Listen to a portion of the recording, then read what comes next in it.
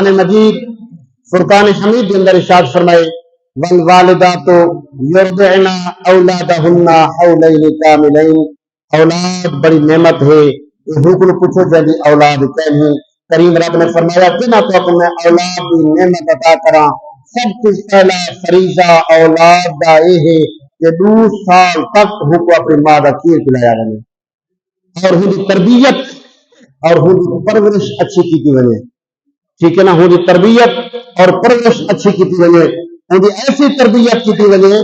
کہ جنا کوئی تو وڈا جو سدے سر تلے سٹ پہ میں حاضر کی وجے کیا تھی ان کی تربیت کا فرق ہونے میں یاد رکھا ہے۔ جنا بچے کو ان کی تربیت پرکھنی ہوگا نا والدین نے ان کی کیا پرورش کی تربیت کیا کی ہے، ہوں بالک نے گفتگو کیا کرو پتہ لگ جائے کہ واقعی ان کی تربیت کیا تھی ہے۔ کوشش کرو اپنی اولاد کو پڑھاؤ، اپنی اولاد کو پڑھاؤ، اپنی اولاد کو پڑھاؤ کہ یہ اولاد وڈی تھی کہ تو کو جنت کے اندر گھنوے سی، یا اولاد اگر نیک ہوتے نا تو اکھ جنا بند تھی سے دعا منگسی رب اغفر لی ولوالدیا وللمؤمنین